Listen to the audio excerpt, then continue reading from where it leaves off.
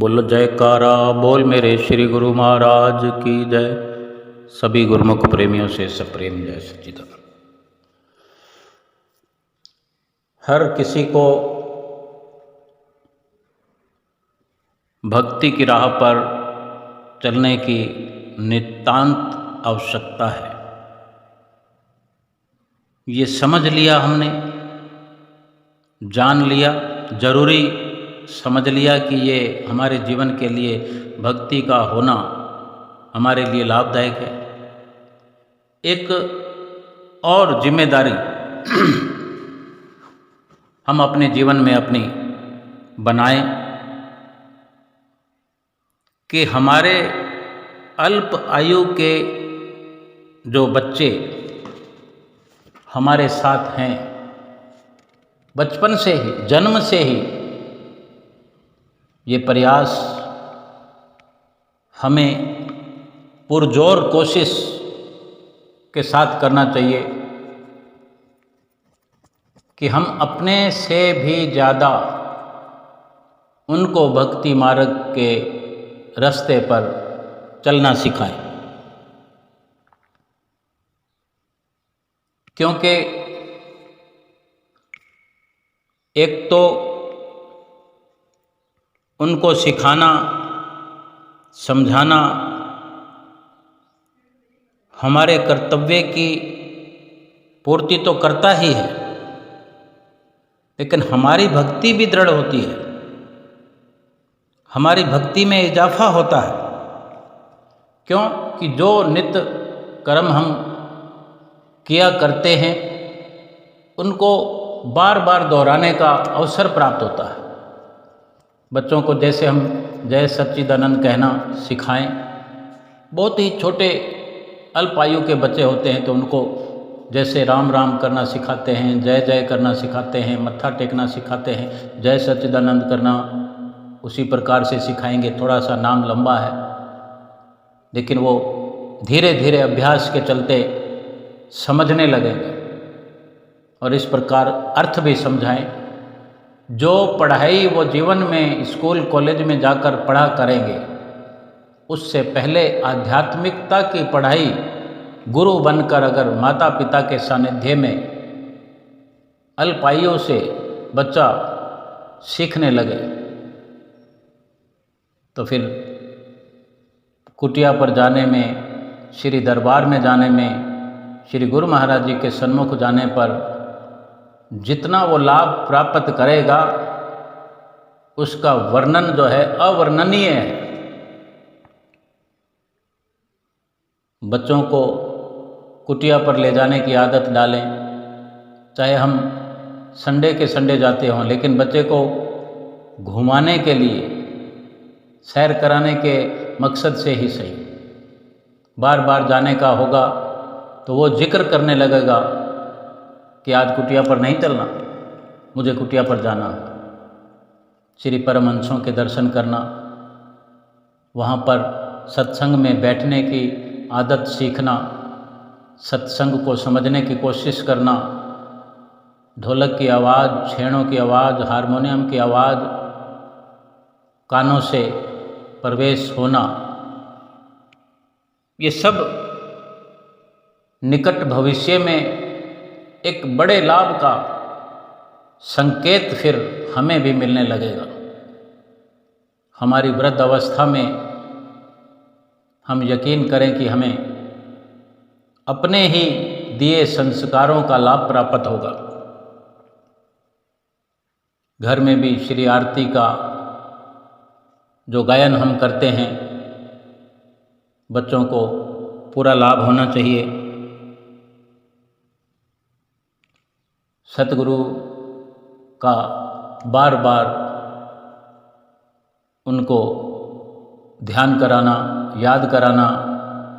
बच्चे कोई गलती करते हैं तो सतगुरु का नाम लेकर उनको थोड़ा सा डांट फटकार करना, अच्छे काम का वास्ता देकर सतगुरु से प्रसाद मिलेगा।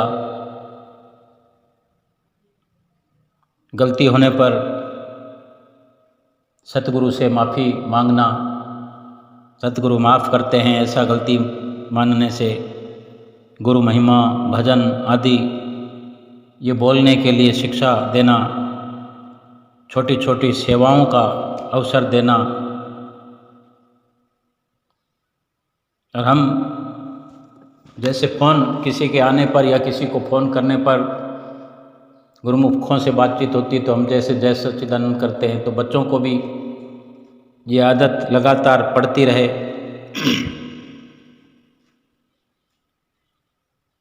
इस प्रकार से माता पिता का बच्चों के जीवन पर बहुत गहरा असर पड़ता है। इस प्रकार 3 माताओं का शास्त्रों में वर्णन आया है कि किस प्रकार उन्होंने अपने बच्चों को शिक्षा प्रदान की और क्या महत्व माता पिता की शिक्षा का उन बच्चों के जीवन में हुआ। कहते हैं कि संसार में 3 माताएं हुई हैं जिन्होंने अपनी संतान को भक्ति की शिक्षा देकर परलोक सुधारने के निमित्त भगवान का भजन करने के लिए जंगल में भेज दिया। पहली माता भगत ध्रुव की, जिसने अपने 5 वर्ष के नादान बेटे को भजन करने के लिए जंगल में जाने की सलाह दी और जंगल में भेजा भी, और उस वक़्त ये शिक्षा दी कि बेटा ये संसार तो झूठा है, ये संसार कुछ भी नहीं, और मनुष्य जन्म रोज रोज मिलने का नहीं, इसलिए जाओ और भजन करके अपना परलोक संवारो। दूसरी माता का जिक्र आता है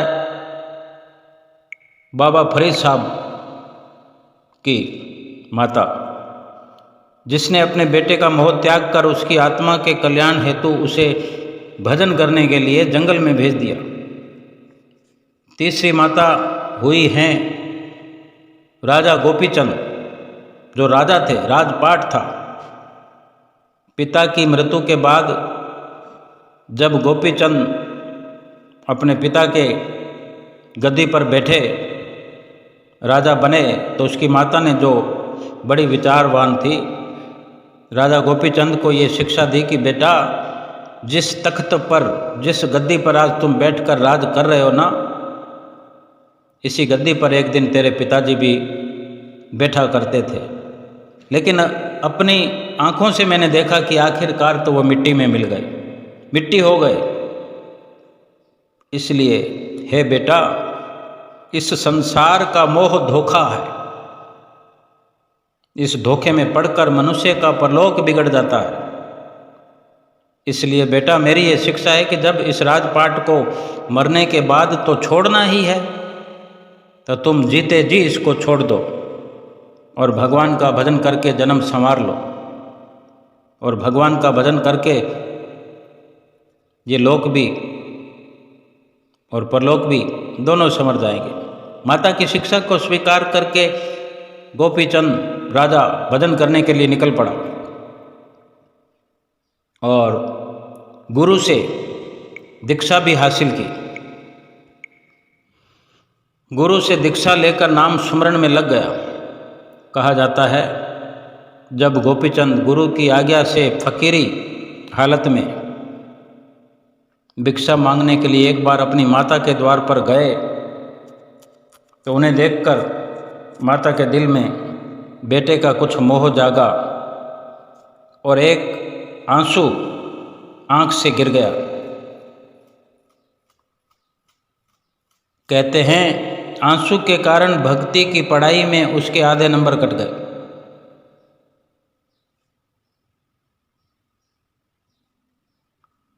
तब से गोपीचंद की माता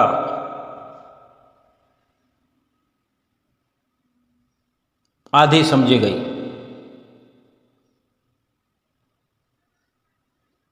ये बहुत कठिन मार्ग है कि इस प्रकार माताओं ने अपने बच्चों की खातिर मोह को त्याग दिया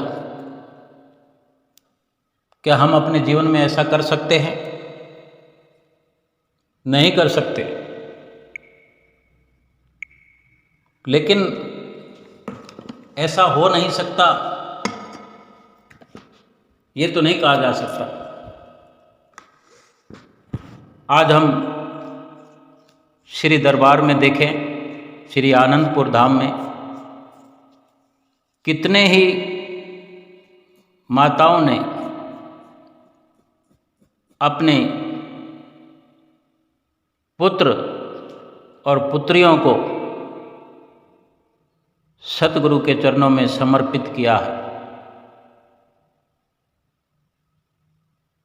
ये कोई लिखा हुआ या पढ़ा हुआ इतिहास नहीं है, हम अपनी आंखों से देख रहे हैं।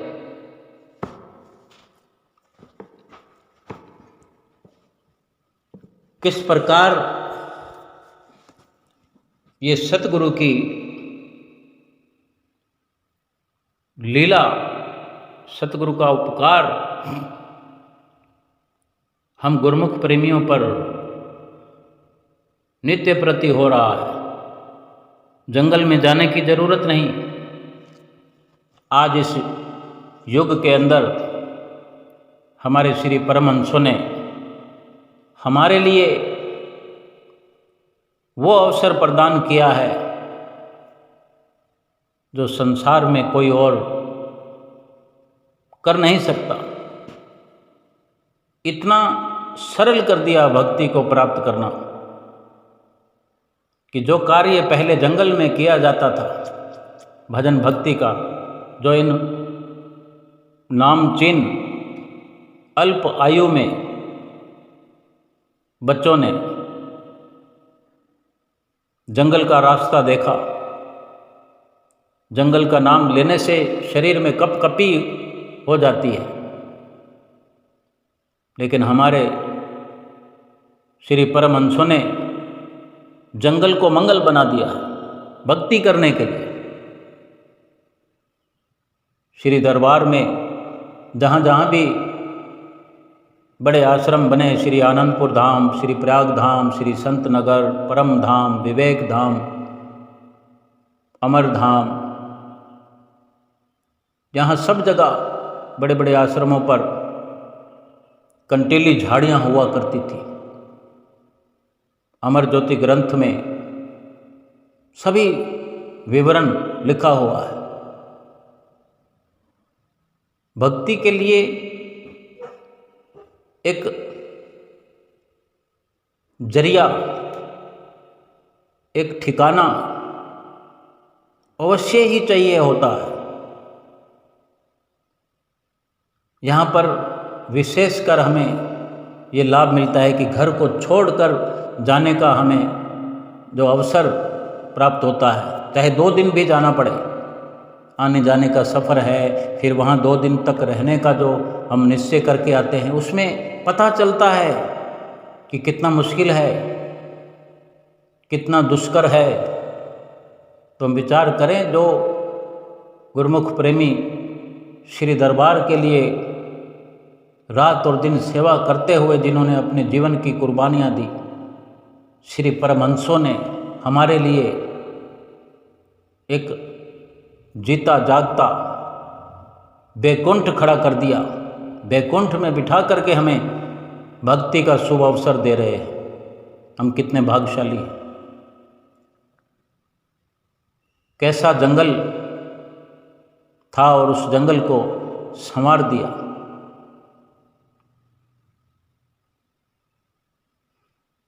हमारे लिए तो आज इतना ही हम समझ लें कि अगर अपने बच्चों को श्री दरबार की ओर रुख कराएं, घर में भी भक्ति का पाठ पढ़ाएं, स्वयं भी भक्ति अपनाएं, भक्ति प्राप्त करें और अपने पूरे परिवार को, कुटुंब को, खासकर अपने बच्चों को भक्ति के मार्ग पर लगाएं। इतना मुश्किल नहीं है, मुश्किल तो हमने बना दिया है।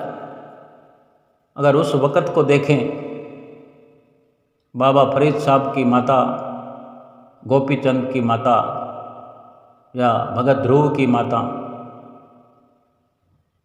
उस वक़्त जब घोर जंगल में भेजने वाले और जाने वाले कितना उनका हौसला रहा होगा, क्या आज इतना भी हौसला नहीं है माता पिताओं का और बच्चों का? हम अगर ठीक प्रकार से विचार करें तो कहीं हम पिछड़ रहे हैं। भक्ति परमार्थ में बहुत धीमी रफ्तार हो रही है, पिछड़ते चले जा रहे हैं। जबकि ऐसे वक्त को देखते हुए कि जो रेलगाड़ियां पहले चला करती थी, आज उनकी स्पीड बढ़ी है, मोटर गाड़ियों की स्पीड बढ़ी है, चाहे बाइक हो, स्कूटर हो, सभी की सभी पहले से तेज तरार स्पीड में तब्दील हुई है। कमाई करने की भी स्पीड बढ़ी है, हर वस्तु की रफ्तार बढ़ी है। तो भक्ति में पीछे क्यों हम पिछड़ते चले जा रहे हैं, जो कि ये जीवन का सच्चा लाभ है, ये परलोक का सरमाया है, परलोक में काम आने वाली भक्ति है, इसमें हम पिछड़ते चले जा रहे हैं। अगर बच्चों को भक्ति सिखाने की बात हो तो हम बड़ी आसानी से पल्ला झाड़ देते हैं, कुटिया पर नहीं लेके जाते, क्योंकि थोड़ा संघर्ष तो करना ही पड़ता है। अपना बच्चा हो या बच्चे का बच्चा हो, पोता हो, दोहिता हो, थोड़ी मशक्क़त तो करनी पड़ेगी। कई प्रकार से कहा जा सकता है कि कुछ दुविधा आती है, कई प्रकार की दुविधाएं आती है। जैसे भी हो, जितना भी अवसर मिले, हम उनके हृदय की खिड़कियों को खोलें। घर बैठे हमें परमार्थ हासिल होगा, घर बैठे भक्ति की प्राप्ति होगी, और हम अपने लिए ही आने वाले समय में एक भक्ति का पौधा लगा रहे हैं। वक्त आने पर हमें ही उस पौधे का, जब वो पेड़ बन जाएगा, हमें ही वो भक्ति के मोती चुन चुन कर खिलाएगा। ऐसा सोचकर नहीं करना है, अपना कर्तव्य मान करके करना है। आज श्री दरबार में जो बच्चे, जो बेटे और बेटियां समय समय पर पहुँचे हैं, आज दुनिया उनको प्रणाम करती है, उनके माता पिता को धन्य धन्य कहती है। जीवन तो सभी का व्यतीत हो जाता है, लेकिन जिसका भक्ति परमार्थ में जीवन व्यतीत होता है, वही जीवन धन्य कहलाता है, वो परिवार धन्य कहलाता है, वो गांव, वो धरती, सभी धन्य हो जाता है। धन मात पिता सुत धन्य है, धन सुहृद परिवार, सभी धन्य हो जाते हैं। श्री गुरु महाराज जी रोज उन गुरुमुख प्रेमियों से मुखातिब होते हैं, उनकी सेवा पर रीझते हैं, सेवा पर आशीर्वाद देते हैं, प्रसन्न होते हैं। जिनके एक झलक मात्र के दर्शन के लिए दुनिया तरसती है, वो गुरुमुख प्रेमी जिन्होंने इतनी कुर्बानी दी है, रोज सतगुरु के भरपूर दर्शन प्राप्त करते हैं, रोज अपना लोक और परलोक संवारते हैं। इस दुनिया के अंदर हमें ये अवसर मिला है, अवश्य ही ये प्रयास करें। हम अधिकतर ऐसा देखते हैं कि कुटिया पर कोई भक्त आता है तो भक्तियानी नहीं आती, कोई भक्तियानी ऐसी है भगत जी नहीं आते। लेकिन बच्चों पर भक्त और भक्तानी का दोनों का पूरा अधिकार होता है। जो भी पहुंचता हो कुटिया पर, चाहे भगत जी आते हैं तो भगत जी प्रयास करें कि अपने बच्चे को अवश्य भक्ति परमार्थ की राह पर चलाएं। और भक्त्यानी जी आती हैं तो भगत जी चाहे ना आते हों, लेकिन बच्चे को अवश्य राह दिखाएं, पूरा प्रयास करें। पोता हो, दोहता हो, पोती हो, दोहती हो, क्योंकि उनके माध्यम से पूरा दिन एक भक्ति की शिक्षा देते हुए हम स्वयं भक्तिवान बनते चले जाएंगे। भक्ति कुछ करने का नाम है, केवल जिक्र करने मात्र से भक्ति हासिल नहीं होती। भक्ति का अमल ही यही है कि अपने भीतर भक्ति को प्रवेश करें, किसी के अंदर भक्ति का प्रवेश कराए। इस प्रकार का वातावरण बने कि आदान प्रदान होता रहे। और जो नित्य नियम हमें बताए हैं, सतगुरु ने सिखाए हैं, सिखाते रहते हैं, उनकी पालना नित्य प्रति करें और कराएं। जीवन सार्थक होता चला जाएगा। इतनी कुर्बानियाँ श्री परमहंसों ने श्री आनंदपुर धाम में की है। हम उन कुर्बानियों पर बड़े आराम से बैठकर भी क्या भजन भक्ति नहीं कर सकते? कितनी मुश्किल से उन्होंने भक्ति की राह को बनाया है। बनी बनाई राह पर भी क्या हम बैठ कर के भक्ति नहीं कर सकते? सभी कुछ तो उन्होंने कर दिया है, हमको तो आराम से बैठ कर के भक्ति का लाभ, परमार्थ का लाभ करा रहे हैं। उसमें भी हम मुश्किल समझते हैं, तो फिर कैसे भवसागर से बेड़ा पार होगा हमारा? कैसे प्रभु का घट में दीदार होगा हमें? श्री परमहंसों ने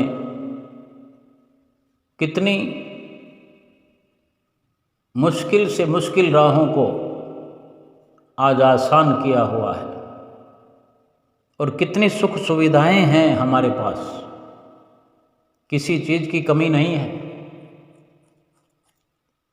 सतगुरु ने हर प्रकार की दुविधाओं में भक्ति करके एक आदर्श स्थापित किया।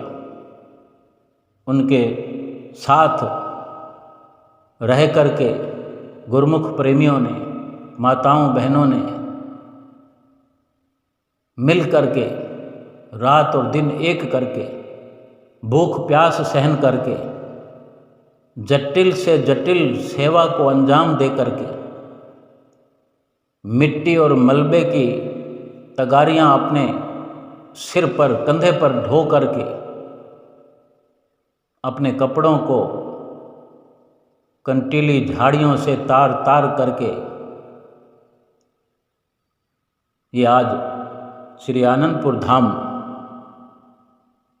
जो है वैकुंठ के समान, हमें इस जीवन में ही वैकुंठ की प्राप्ति कराई है।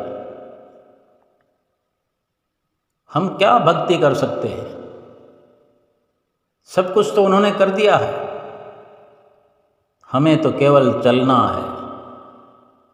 मात्र चलने से ही हमें सतगुरु का आशीर्वाद मिल जाएगा, सतगुरु की प्रसन्नता मिल जाएगी। और चलना क्या है? भजन अभ्यास ही तो करना है। क्या मुश्किल है इसमें?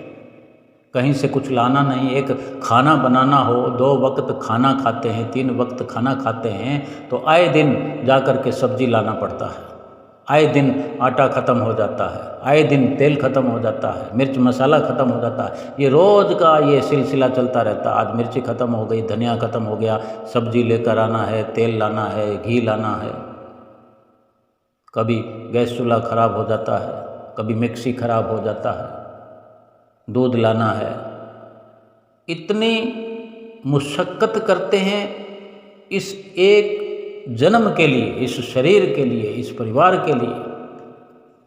और भक्ति जिसमें कोई सब्जी लाना नहीं, कोई मसाला लाना नहीं, कोई दूध लाना नहीं, कोई पाई खर्च करना नहीं, कोई पैसा खर्च करना नहीं, कोई थकना नहीं, थकाना नहीं, केवल बैठकर सुमरन करना है।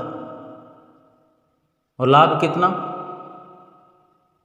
84 लाख योनियों के बंधन से हमेशा के लिए छुटकारा। और संसारिक जीवन में इतना मेहनत मुशक्क़त करने पर भी कोई छुटकारा कभी नहीं मिलने वाला। 10 साल के बाद भी वही साग सब्जी लाना पड़ेगा, कपड़े लाना पड़ेगा, घर मकान बनवाना पड़ेगा, बने बनाए को बार बार मरम्मत कराना पड़ेगा। जितने सामान हम खरीदते जाएंगे उतनी मुसीबतें बढ़ती जाएंगी। कभी कार खराब होगी, कभी बाइक खराब होगी, कभी स्कूटर खराब हो गया, कभी शरीर की तबीयत खराब होगी, कभी इसकी खराब है, कभी उसकी खराब है।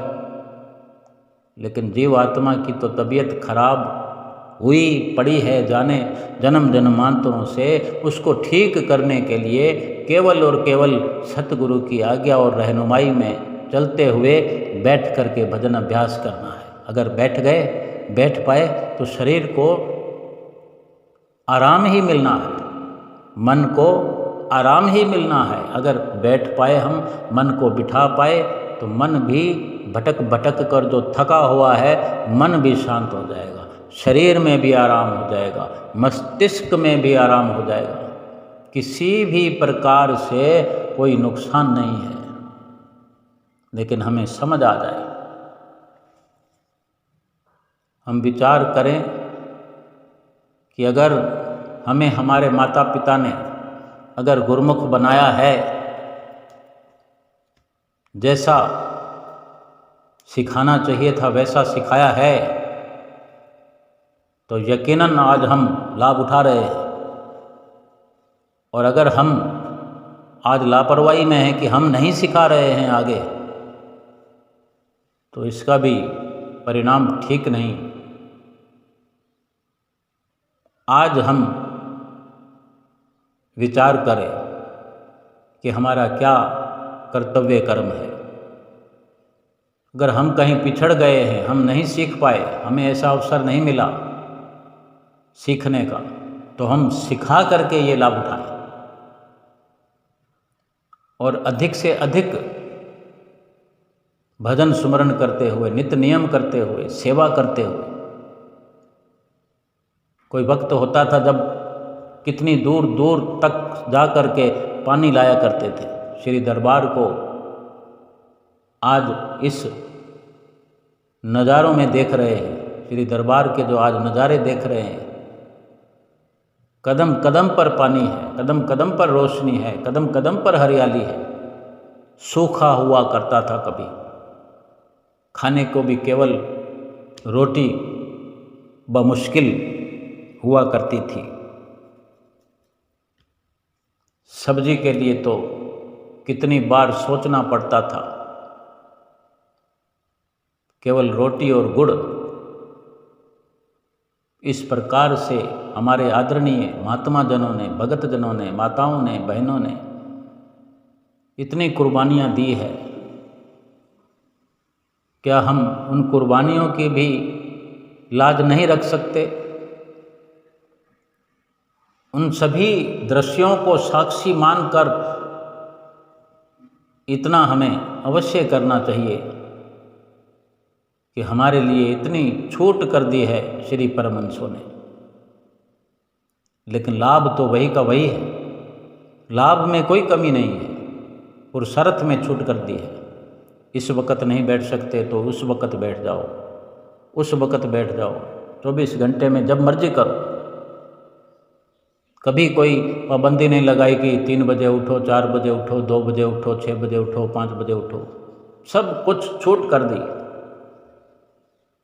ऐसे दयालु हमारे श्री गुरु महाराज जी केवल और केवल सुविधाओं के साथ भजन भक्ति का मार्ग बना दिया।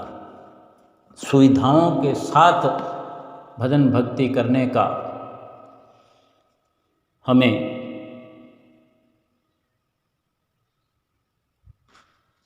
उपदेश दिया है। और भी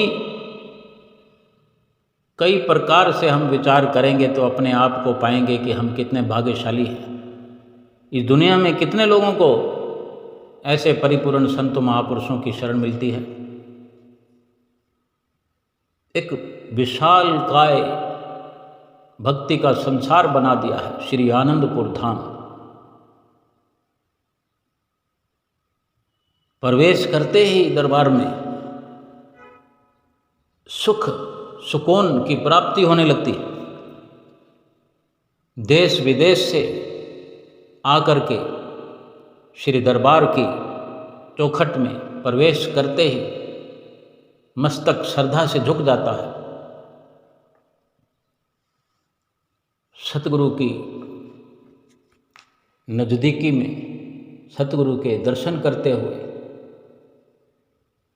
शुद्ध बुद्ध खोए गुरमुख प्रेमी